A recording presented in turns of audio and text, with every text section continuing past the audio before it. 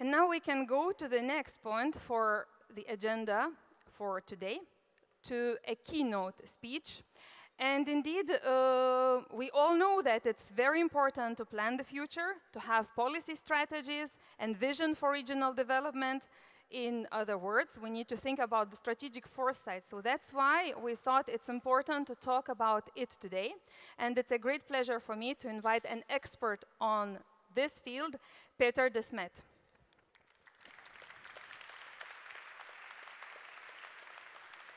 Hello, Peter. Hi. You are Director, Strategic Insights and Analysis at the Flanders Chancellery and Foreign Office, representing the government of Flanders. That's correct.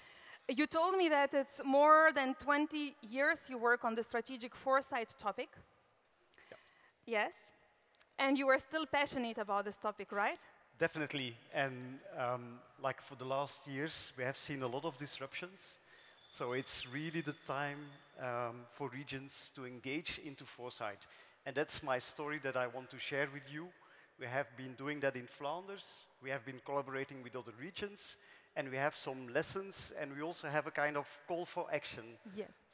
So very well. I think you prepared a very nice summary of what we were talking. Then I invite you to stand here in the middle of the stage and to present indeed experience of your institution about the topic, to tell you indeed how you apply it in your institution, and to tell why we all should maybe follow your example. Okay, thank you. Indeed, strategic foresight, it's a concept that is being applied by several governments to make sense of the challenges we are facing. And I will share with you some insights that we learned from applying and using foresight. I will also share some lessons because we work together with the UCT to have a kind of assessment of what we have been doing and how it's fit for purpose, for the future. So I will share some lessons with you on that. And then I will end with some practical illustrations. Because foresight is part of what we believe a governmental instrumentarium to address not only the needs of the current, what society is needing today, but also to anticipate regions and governments for the future. Just to give you an impression, in Flanders, we have several departments. I'm working in the Chancellery and Foreign Office. We are responsible for several issues, going from following up European policies, development cooperation, strategic good control, but also communication and reputation policies, better regulation policies, and also evidence-informed policies. And especially for that, we have a dedicated group of people working on strategic insights and analysis. And it's with these people that we are engaging in strategic foresight. As Flanders, we strongly believe in a Europe with regions collaborating together. Therefore, we also have delegations in several European cities. And I think by having the experience of working directly together with regions, we also believe that the call will address the opportunity to enhance our collaboration and also enhance interregional collaboration. I will continue to explain a little bit why we believe the future is important, and by explaining that to you, we also hope that you discover and see the interest that strategic foresight is important for any region in Europe. Because the future is open. The future is emergent and rich in possibilities. So sometimes, especially when in times of crisis, we believe the future is dark, and sometimes we lose hope. So strategic foresight as a government is an instrument, is a tool, is a process that helps to explore not only within your organization, but also with your stakeholders, with the citizens, to see what is coming up for us as a region, but also what are our opportunities. As a government, it's not always easy to do that, because there are no facts about the future. The future cannot be measured nor predicted. Some near futures seem probable, and others, although possible, may never come to place. What is important that even if the future is open, it's not that it's fully free, because our actions today are shaping the future. And therefore, it's important that we engage with our citizens, with our stakeholders, to think what is possible, what are preferable futures, what are possible futures. Because if, as a government, as a regional government, we do not do that, then we might wake up in a future that we don't like. So therefore, also for regions, it's really important to think on the long term, to make sense of the challenges we're facing, and especially to look for opportunities. And I guess also with the call, it will allow regions to explore how some of the challenges are common, and that we can learn from each other as regions to address the challenges and to use the challenge as an opportunity. And that's all about what foresight is, what strategic foresight is. Europe, especially the European Commission, has been using strategic foresight as a policy lens, policy instrument to address the challenges that we have been facing. It started very much with COVID, and I think everybody in the room can agree that it was very disruptive, that governments needed to change the way we were interacting with society, that we had to monitor, that we had to see what was happening, how is economy developing, what is happening with our citizens, what is happening with our health systems. And strategic foresight helps to observe and analyze the trends, the challenges that we are facing, and also help to identify opportunities by exploring multiple futures. And by doing that, by investing in the observation, in the exploring, it helps to create intelligence. Intelligence within the region, but also intelligence to interact with other regions. So it enables governments for effective anticipation. And I think it's an essential element for Europe that to address challenges, we need to anticipate what is coming up us. So it's looking for opportunities, also to avoid some adverse effects, and trying to see how our current policies are fit for the challenges, and also how we can design and develop new initiatives. So it's instrumental for stress testing our current systems, to learn how we have some weaknesses in what we are doing today, but also to learn how we can collaborate together to address these challenges. So it's not only focusing on the bad things that is coming up to us, but also it's kind of guiding us on exploring innovation opportunities. So based from the concept, we started during the COVID crisis to think, how can we organize ourselves to build this anticipatory intelligence? The intelligence that was clearly needed. And we did that in the way that we wanted to be more future-proof, but also evidence-based. And strategic foresight allows us to cross different boundaries. Boundaries in time, so it's about the future, but also about the past, and definitely about the present. So when doing foresight, we are not only looking at the future to think what might happen in the long term, in 20 years, in 30 years. We are also using these insights to shape our policies today. So it's kind of sometimes a misleading concept that foresight would only be giving meaning to the long term or to the long future. No, strategic foresight, it's a tool and it includes long-term perspective. But the main focus is also to shape and to adjust our current initiatives and our current policies. What is important in foresight if you want to bridge and to work across these boundaries is that you need to collaborate. Collaborate within government, collaborate with your stakeholders, collaborate with citizens, but also collaborate within Europe. The Commission had several initiatives connecting between the member states, but we believe that also the regions have a strong role to play in that.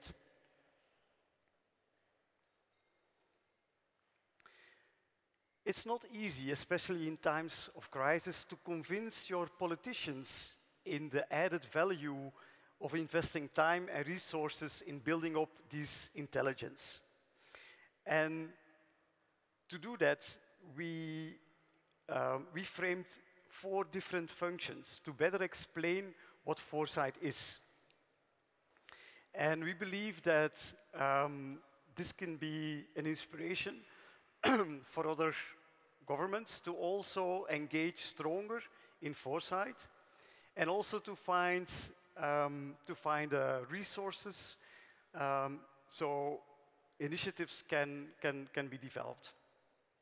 These functions, they provide an answer to challenges, and what is important is by linking the activities with very concrete outputs, it's kind of instrumental to have the mandate to work on strategic foresight.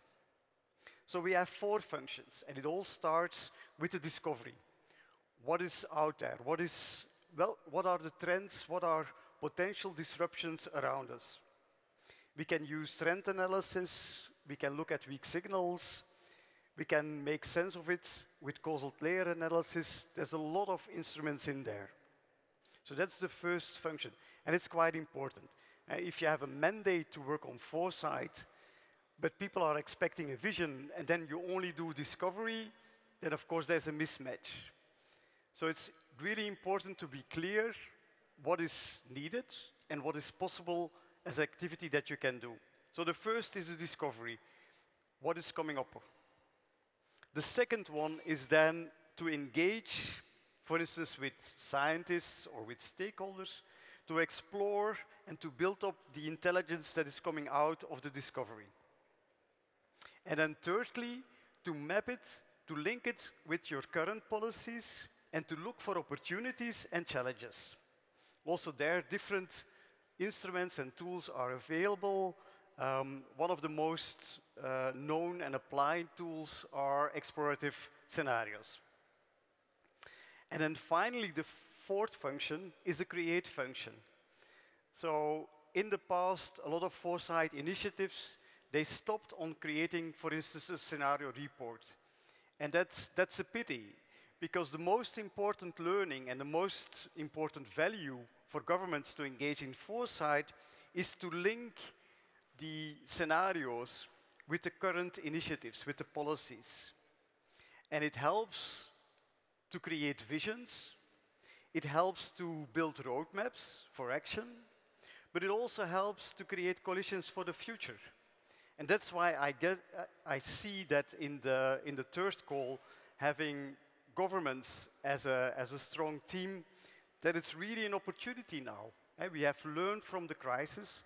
We realized that we need some foresight to discover opportunities, to explore opportunities, and collaboration initiatives, to map them with our current system, and then to create also these coalitions. A more resilient Europe is a Europe with more regional cooperation, with more coalitions for the future.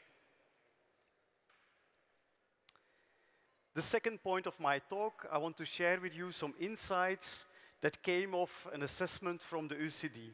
So we worked with them to explore our current status, what we have been doing on foresight, and how we can improve them. So it gives an overview of what are the key foundations. What is it all about in doing strategic foresight? And the assessment report from the UCD is helping us to be better as a region on dealing with the future in using foresight. And we believe by doing the exercise, we have something that we can share with other regions, with other governments. If you're interested, the assessment report will become available, and we also have a blueprint. So at the end, you will see you can see my email to contact me, and we're happy to share with you some of these insights. Especially, I want to give you a short flavor of the report, and that's here in this slide. So together with the UCD, we have been thinking about what are enabling factors. If tomorrow you contact us and you say, as a region, we want to engage in foresight, what is really helping? What is enabling? So for us, the first thing is to be very clear on the expectation. If you're developing a vision, then of course you need to have the different functions before, well addressing the trends, learning from the trends, making intelligence from the trends, exploring the opportunities, and then bringing all these things together into a vision. So it's really important to be clear what are the key activities, what is the output requested, and how can we make use of the key principles behind them. Key principles that came out of the UCD assessment are, for instance, as a first element, to be future-proof. Secondly, we know that there are no facts about the future, but the way how to do foresight, using methodologies, using tools, can really help to bring some evidence out of the long term. So the second principle is working evidence-based. A third principle is to be inclusive. Most often, especially in times of crisis, we are sticking to the people that we know. But even then, it's important to be inclusive. Are we not leaving anybody behind? Do we hear all the voices that are in society? And also there, I think, if the end goal is to have a more resilient Europe, it's really important for regions to collaborate, to see how different regions in Europe are facing the same challenges and how we can learn from each other. So being inclusive is a third principle. And then the fourth and the fifth principles are to be systemic. And we know that it started with a health crisis, but it didn't stop there. So if we want to prepare ourselves for the next crisis, we need to be more systemic in understanding change and also more systemic in finding solutions. And then finally, the key principle is, in the end, we hope as a government, as a region, to be more resilient for the next crisis to come. So these insights are really important, and we believe that by collaborating with other regions, we can learn from each other, and we can learn to be better future-proof for the next crisis to come. What is the challenge? Because in Flanders, we have been doing quite a lot of foresight, but most often our foresight is project-based. And then the idea is, how can we move from a project-based initiative to a more process-based initiative? And we're still working on the solution. And we believe that by collaborating with other regions, we can learn from each other to have a clear understanding on what is foresight all about and how we as regions can work together on that. So that in the end of the day, if we are asked why we do foresight or why a region should invest in foresight, we can have a clear message and we can demonstrate it with example from all across Europe. So that was the second point of my talk. I explained a little bit what we did with the UCD, what we learned about it, and how that is creating an opportunity. And I want to wrap up. I want to finalize my talk by just giving you two examples of what we did. In 2022, we worked together with the Netherlands, and we set up a science to policy dialogue. Because to deliver, to create this anticipatory intelligence, it's important to find people, to find stakeholders with new insights, and science is an ideal place to engage with. So we organized the Science to Policy Dialogue, enabling scientists and policymakers to engage with each other, to go into exploring the trends, but then also to engage with each other on thinking what is in there for a government, for a regional government. So the whole idea was to support evidence-based informed policymaking with a focus on resilience. The outcomes was that both from the scientific community as from the government, we exchanged ideas and also we enabled to find solutions.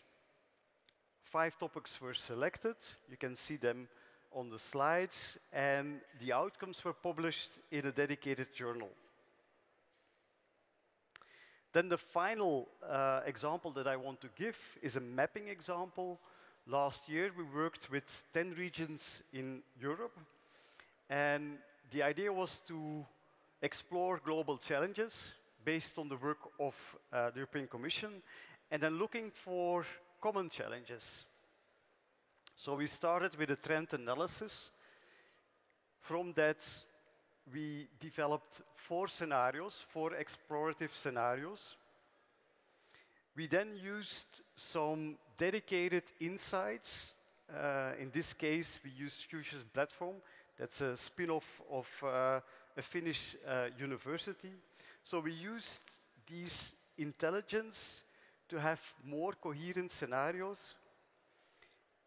And then we worked with the regions to better understand our common challenges and then engage in exploring opportunities. Opportunities for the regions to work together, but also opportunities as the regions to engage with the European Commission. The European Commission is using strategic foresight as an important policy framework, and by using and exploring and doing the foresight as regions, we believe that we can engage also at the European level, because the solutions, we need coherent approaches. So that means that multi-level governance is really what we need to address these challenges. That means that regions, member states, and Europe should find ways to collaborate, to link solutions to the global challenges.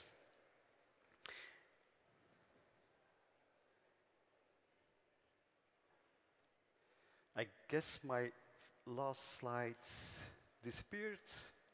Yeah, anyway, no problem. So I hope I could give you some insights on what strategic foresight is and how we have been using it in Flanders to be a more resilient government. And I would also give you the message that if you're interested in engaging also in strategic foresight, please reach out for us. We have been looking very much in detail when the call was launched, and strategic foresight is a possibility. So if you're interested in doing strategic foresight and you want to collaborate and exchange, we're definitely a partner, and please reach out for us. Thank you very much. Yes. Yeah.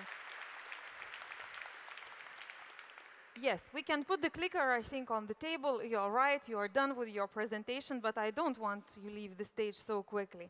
Indeed, many people learned today about the strategic foresight subject. You showed that there will be reports soon published and available. If someone else is interested to know more, we will also share your contacts, but maybe there is something else, a website where we can find more information, because I think it's really the topic maybe we should be more aware of planning the future. Definitely, yes. We have a dedicated website, so I will also share that with you, and then through the website it can be disseminated. And we have, as mentioned, we have the blueprint. So Flo, perhaps you can show it to the audience. Yes. So our learning points are summarized in the publication. So if you want to have a first impression, please contact us. We can share with you. And then if you want to engage, the same. Yes. Okay, thank you very much, Peter. It was, I think, very inspiring, and we are all motivated now to learn more about the strategic foresight topic. And in case we want to do one step more, we know that you are the person we need to talk with, and the good news are that you are staying in our networking cocktail. Definitely. Great, thank you once more. You're welcome. Thank you very much. And big applause. Thank you very much. Okay. With this inspiring speech, we concluded our agenda of today. There are a few important details, practical details to pass to you about tomorrow. Tomorrow, our day starts at 9 o'clock, and I think you remember on the badges it indicated 9:30, but correct time for starting tomorrow's day is 9 o'clock. And you all know why you need to be here at 9 o'clock, right? You remember that you need to be here at 9 o'clock because we are opening the golden treasure box.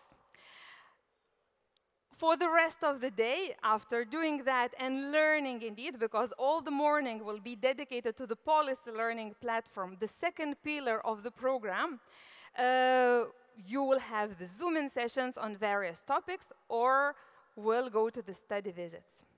But all this is for tomorrow. I think important for today is to remember that tomorrow starts at 9. With this information, I would like to thank you for this great day, to all of you, to all the speakers we had today on the plenary stage, to all technical team working also on this event, to online team and the Slido team for answering all the questions we had from our audience. Big applause to all of you for all this contribution.